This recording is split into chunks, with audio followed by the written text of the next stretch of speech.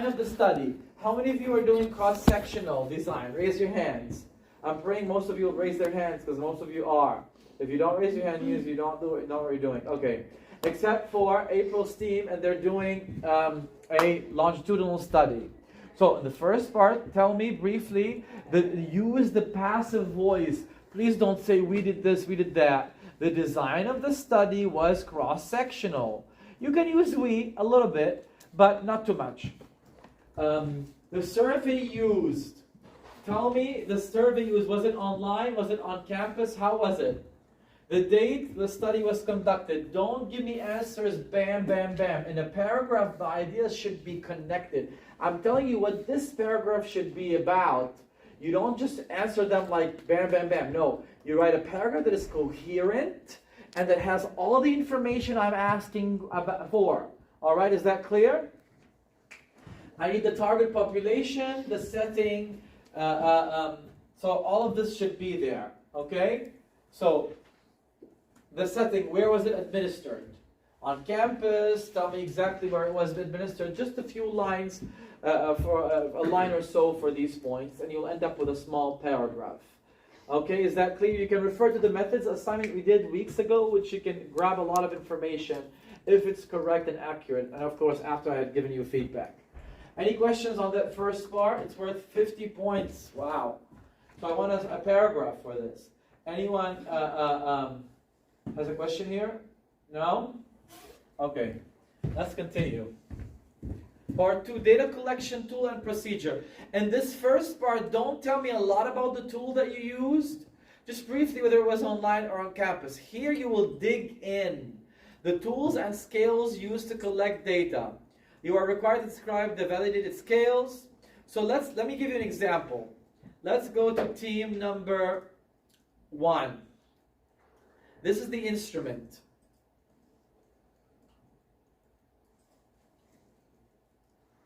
This is the instrument that team number 1 allegedly used. They will tell me the name of the tool, the purpose of it, and briefly tell me about it, what it stands. You can Google this information. What are the main divisions or sections of the PSQI form? You will say this is a validated tool that the team used to collect data on quality and amount of sleep. All right? So tell me briefly, don't tell me each question what it was about, just briefly what the major sections of the survey were about. Is that clear? So Manuel's team did that, so they will talk about this. Were you also assessing mental health? No, are you sure? Just sleep? And GPA, nothing else? Are you sure? Okay, so refer to literature for guidance, cite if you have to. Describe the data so here's what I would do, by the way, for the first part. I would go to Google. Wow. All right. Because I have a major sweet tooth. So, PSQI major sections. Well, doesn't help. So, description, what is the PSQI for? Purpose. So you can get this one and you can read more about it. So the team used the PSQI for the purpose of assessing. Don't copy and paste information. Because if I catch you doing that, 0 on the assignment. For that person who did that, all right? Not just the assignment, I mean, that's plagiarism.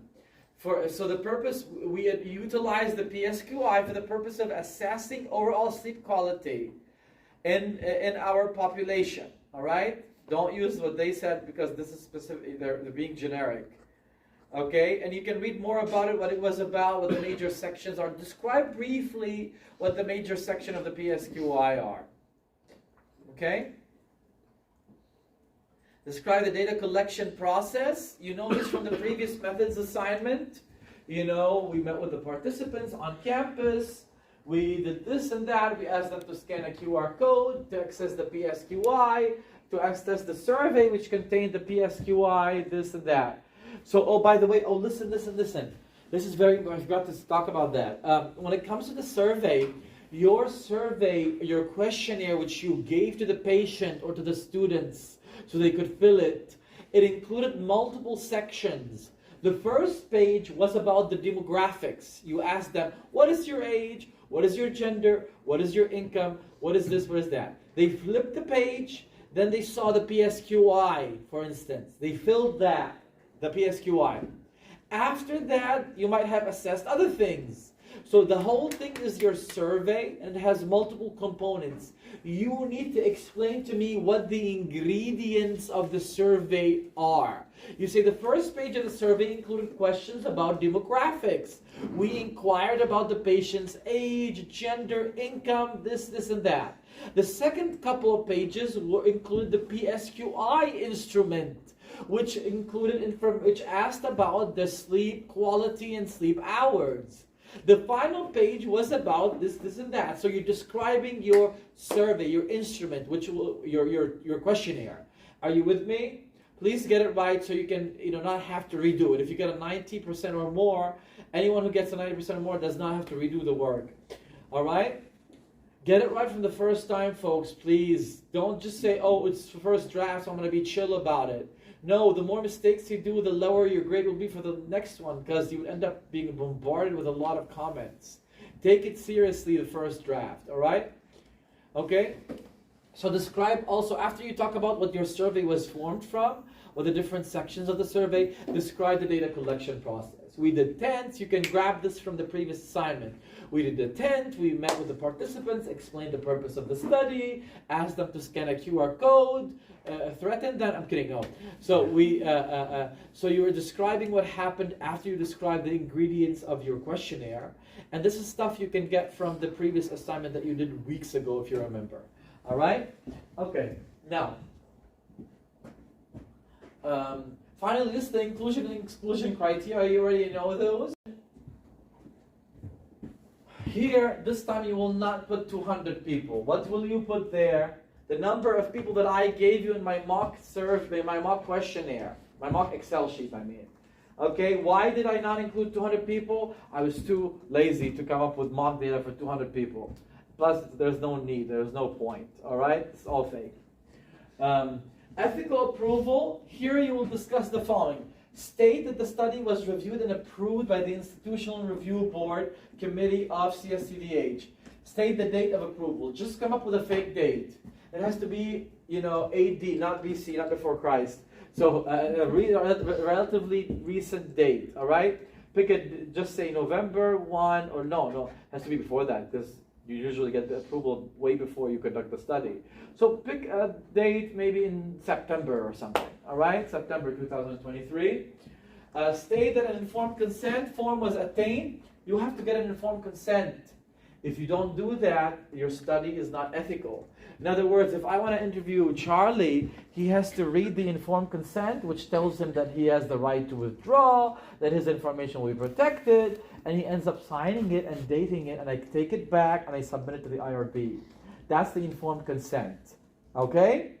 And if Charlie is below the age of 18, I would have his parents sign another form as well.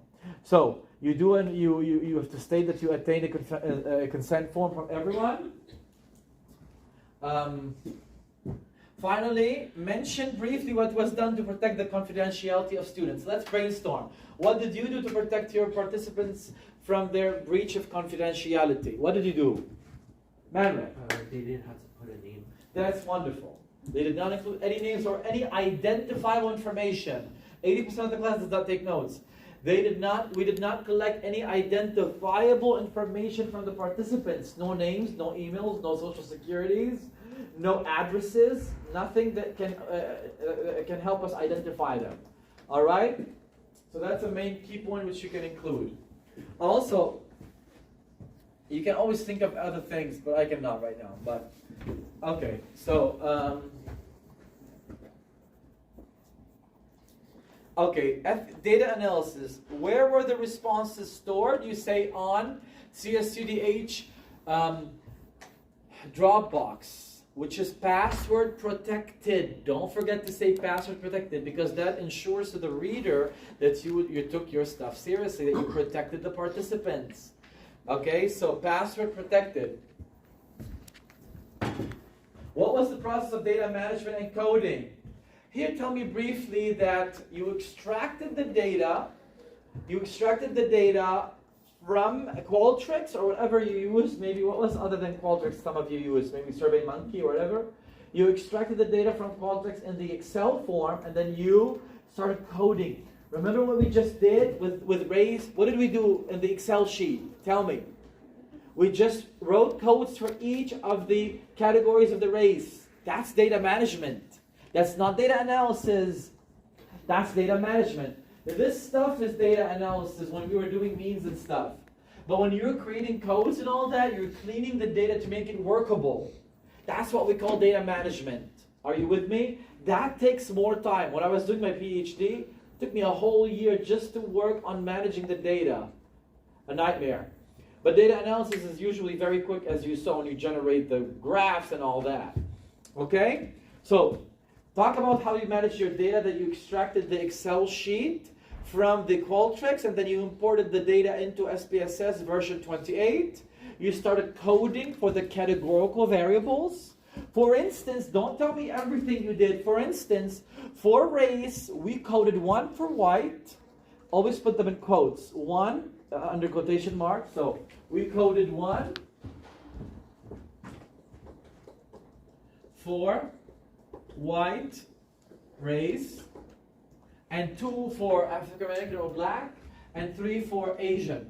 So you tell me briefly what you did for data management. This is data management. Are you with me? Okay. Okay. How were the continuous variables expressed or reported? Categorical variables. We talked about this. Please pay attention. We talked about this before. Remember, if you go back to the previous assignment, I give you a statement which you can reuse. You can say categorical variables that were normally distributed were displayed in a table. As mean plus or minus standard deviation. Not categorical. Did I say categorical? I meant quantitative variables. I'm sorry. Quantitative variables that were not normally distributed were displayed in the table as median, into parentheses, IQR, interquartile range. On the other hand, categorical variables were displayed in the table as frequency, open parentheses, percentage. This is what you're supposed to say here. Okay? What statistical tests were used to compare the results? That part I'm going to meet with you for. But you need to tell me what you did exactly starting from this table. This is data analysis, folks. Please pay attention. Otherwise, your grade will be low. All right? This is a very critical assignment. It's worth 200 points. Okay? You need to describe to me, you have to say that what statistical tests were used to compare the means. Oh, this is what we will meet for. So I'm going to meet with each team, explain to you exactly how you're supposed to go with the data. Okay? Now I can do this as a whole class for everybody or as per team. What do you want? Do I do just this? I go through each team right now in front of all of you, or do I just meet with you per team? Yeah. What works best? Whole team in front of everything. Whole class? Faster, yeah. You think so? Faster? Yeah. Okay. All right. So here's what you can record, by the way. You can put your phones here. One phone per group. I might steal it though. Okay. So one phone. Are you recording, Judy? You're fine because you're next to Charlie or Manuel and record because my voice is not that loud.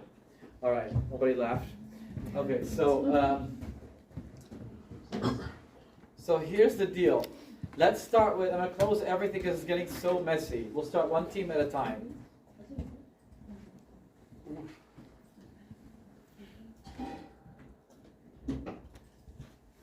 I'll start with group number 1. Okay? I'm going to do the form. I'm going to download the Excel sheet. That's the first thing you do. Download the Excel sheet. Why 2 documents?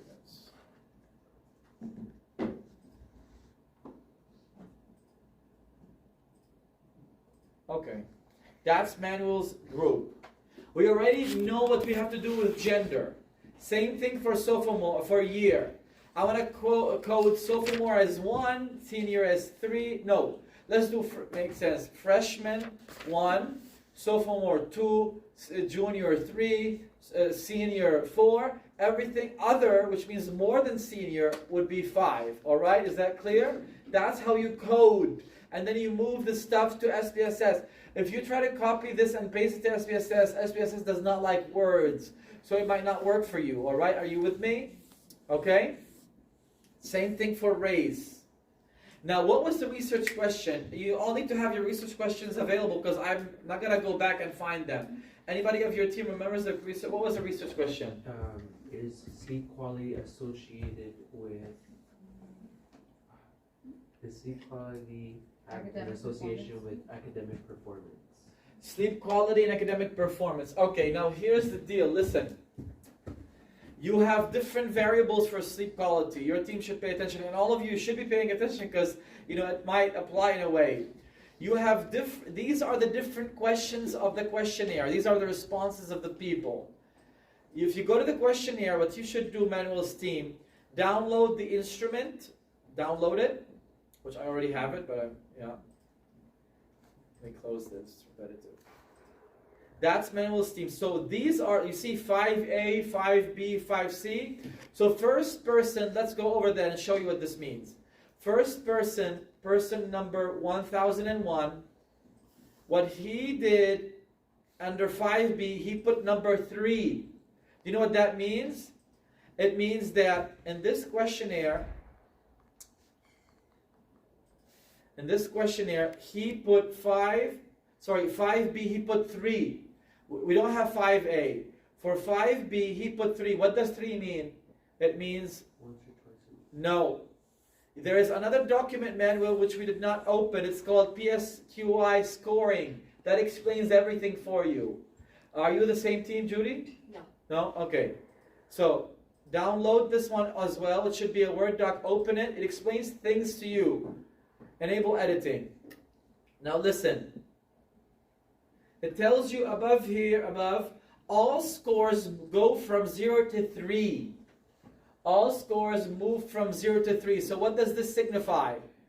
It signifies that 0, 1, 2, 3. You see that? So the first person said,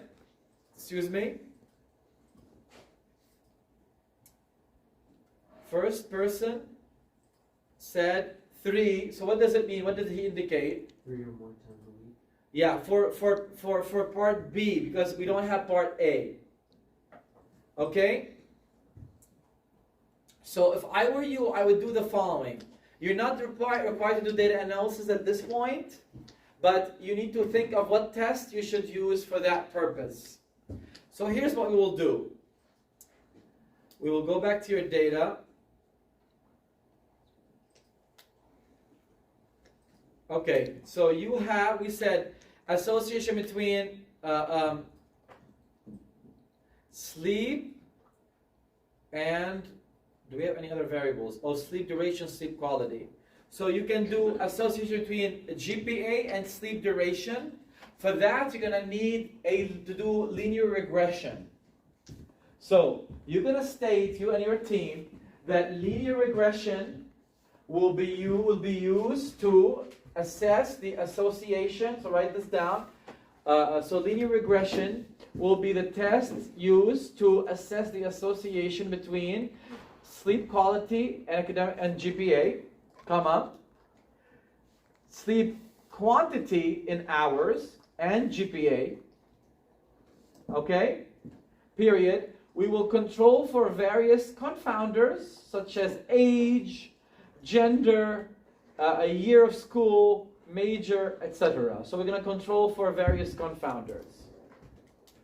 Okay, so you need to state that. Also, don't forget to state that you'll be using SPSS version whatever you want. 27, 28, 24, it doesn't matter. Okay? So, am I going to be using the data set for this assignment? No, this will be used in the following assignment. If I were you, I would start working on cleaning the data set to make it more workable. Now, I'm good with you folks. Any other questions you have? All right, I'm going to close this. I'm going to open somebody else's work. Okay.